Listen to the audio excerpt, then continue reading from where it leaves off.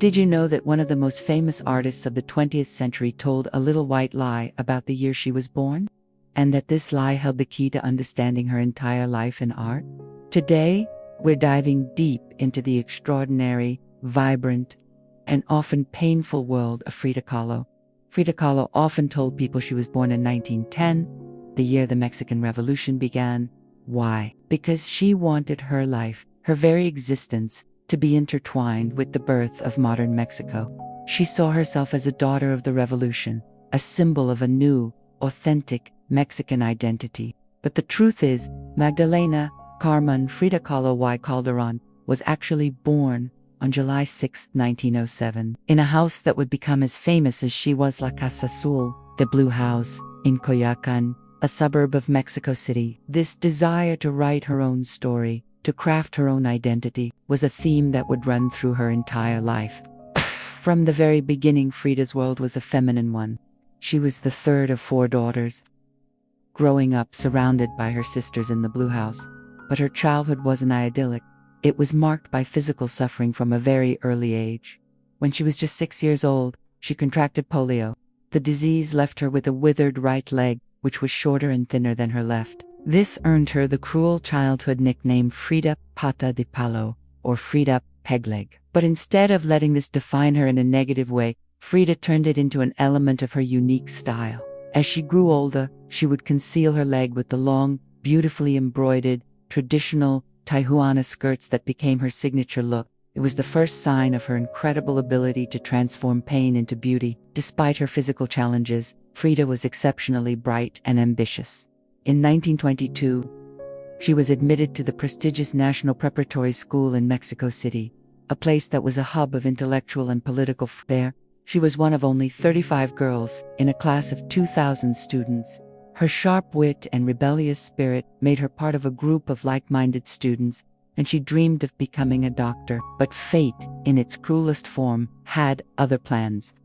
On September 17, 1925, Frida's life changed forever. The bus she was riding home from school collided with a streetcar. The accident was horrific. A steel handrail impaled her through her hip and came out the other side. She suffered fractures in her spine, collarbone, ribs, and leg. Her foot was crushed, and her shoulder was dislocated. Her doctors didn't think she would survive. But survive she did. Her dream of studying medicine was shattered, but in the ashes of that dream, an artist was born. Confined to her bed for months, encased in plaster corsets, Frida was consumed by boredom and pain. To help her pass the time, her father, who was an amateur painter, gave her his set of paints and brushes. Her mother commissioned a special easel that allowed her to paint while lying down. And she had a mirror placed on the canopy of her bed. And so, Frida began to paint her subject, the person she knew best, the person who was always there, herself. She would later say, "I paint myself because I am so often alone, and because I am the subject I know best." Her self-portraits weren't about vanity. They were a raw, unflinching exploration of her identity, her pain, and her existence. No story of Frida Kahlo is complete without talking about the other great, the tumultuous force in her life, the famous muralist Diego Rivera. She first met him while she was a student at the preparatory school, where he was painting a mural. A few years later, after her accident, she sought him out, boldly showing him her work to ask if she had any talent. Rivera was immediately impressed by her unique and honest style. He saw her genius. This meeting sparked one of the most passionate and volatile love stories in art history. They were often called the elephant and the dove because of his large size and her petite frame. Their relationship was a whirlwind of passion, mutual admiration, infidelity, and intense emotional connection. They married in 1929, divorced in 1939, and, unable to live apart, remarried just a year later in 1940. Their bond was a complicated fusion of 2 powerful artistic souls. They shared a deep love for Mexico, for its culture, and for their communist political beliefs. Diego's numerous affairs, including one with Frida's own sister, caused her immense pain that she channeled directly onto her canvases and works like The Two Fridas and A Few Small Nymphs. Yet, their connection was so profound that neither marriage, nor divorce, nor affairs could ever truly break it. Rivera always believed in her art, encouraging her and championing her work when many others didn't know what to make of it. During her lifetime, Frida's fame was often overshadowed by her larger-than-life husband. While Diego Rivera was celebrated internationally for his grand public murals, Frida's work was more personal, intimate, and often considered too strange or shocking for the mainstream. She had only one solo exhibition in Mexico during her lifetime, in 1953, a year before her death. She was so ill at the time that she arrived at the gallery in an ambulance and spent the opening night in a four-poster bed set up in the middle of the room, holding court with friends and admirers.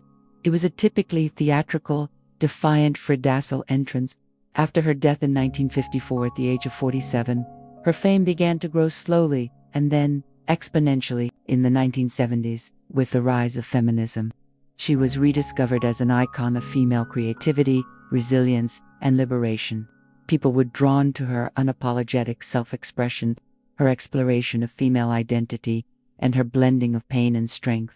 Her home La Casa Azul was opened as a museum in 1958, just as she had wished. Today, it's one of the most visited museums in Mexico City, a time capsule where visitors can step directly into her world, her clothes, her art supplies, her personal collections, and even her ashes are all there, preserving her vibrant spirit. Today, Frida Kahlo is a global phenomenon. Her face, framed by her signature braids and famous unibrow, is one of the most recognizable in the world. Her art, with its mix of surrealism, symbolism, and raw folk art honesty, continues to captivate and inspire millions. Her paintings are a visual diary of her life, a testament to her incredible resilience in the face of unimaginable physical and emotional pain. She took the broken pieces of her life and transformed them into breathtaking art. Frida Kahlo didn't just live her life, she authored it, she painted it, and in doing so, she became an immortal icon of strength, passion, and the power of the human spirit. Thanks so much for watching. If you enjoyed this look into the life of Frida Kahlo, please hit that like button, subscribe to the channel, and ring the bell so you don't miss our next video. We'd love to hear your thoughts on Frida in the comments below. See you next time.